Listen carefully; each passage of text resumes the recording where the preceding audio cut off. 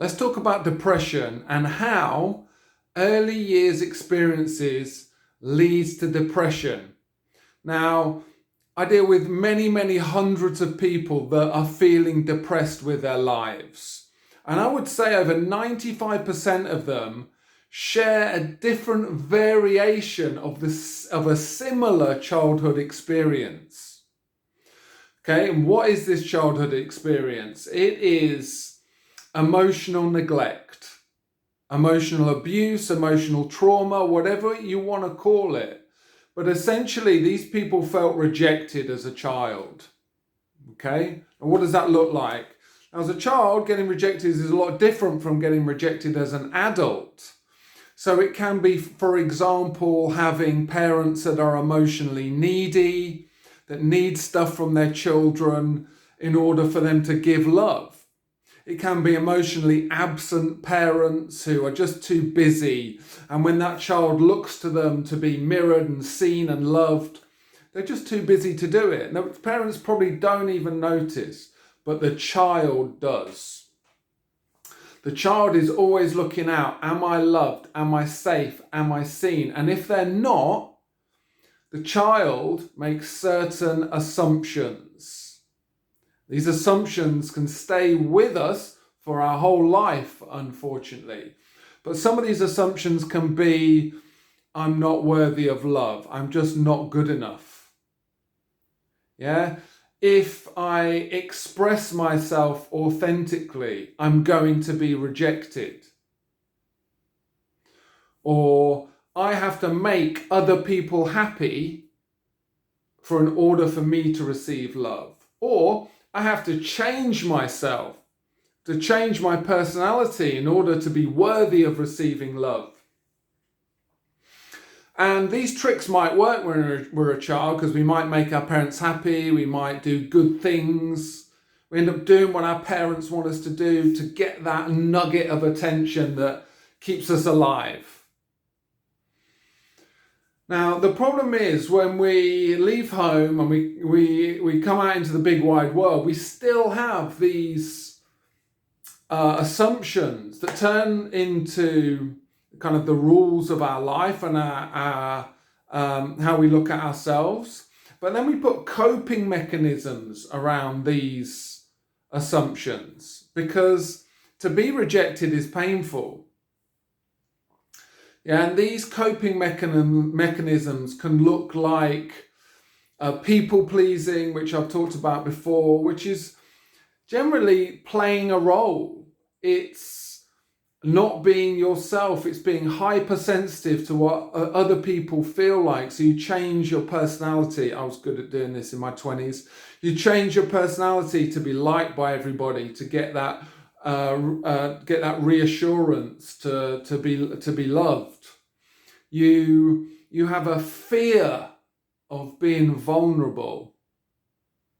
Okay, vulnerability for you means rejection, because when you were a child and you had your needs, like you were crying or you wanted something, and your parents couldn't handle that, they rejected you because you expressed your needs. So as an adult, you can't do that. It's too painful for you. You have an unconscious belief that expressing myself, being vulnerable, showing myself leads to rejection. So you don't do it.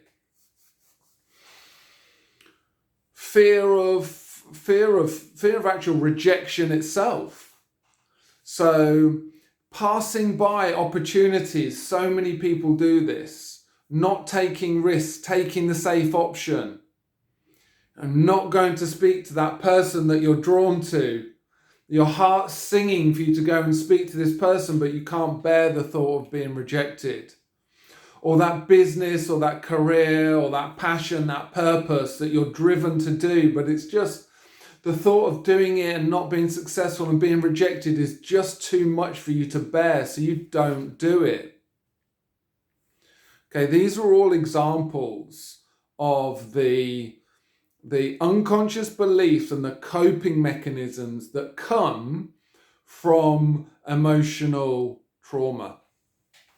Now, how does that lead to depression? Well, Number one, it leads to a lack of self-worth, a lack of self-love. Okay, if you don't love yourself, if you have an incorrect self-image that you're not worthy of love, that feels bad. That feels depressing. But also, when you start making decisions on a daily basis, that, it can be 1, it can be 10, it could be 100 decisions that you make a day based on either pleasing other people, not being vulnerable, or not following your purpose, not doing what you want to do because you're too scared to do it. Once you do that over a period of years, and maybe even decades, you get further and further away from your path, your authentic path, your purpose, actually what you're here for, your magnificent, unique skill set. You're so far away from that is depressing. It should be depressing. You're here for a purpose. You're here to love yourself. You're here to live a full life. And if you're not, your depression is telling you that you're not on the right path. You need to do something about it. So what do you do? Well, the solutions are based around self-love. That's not easy.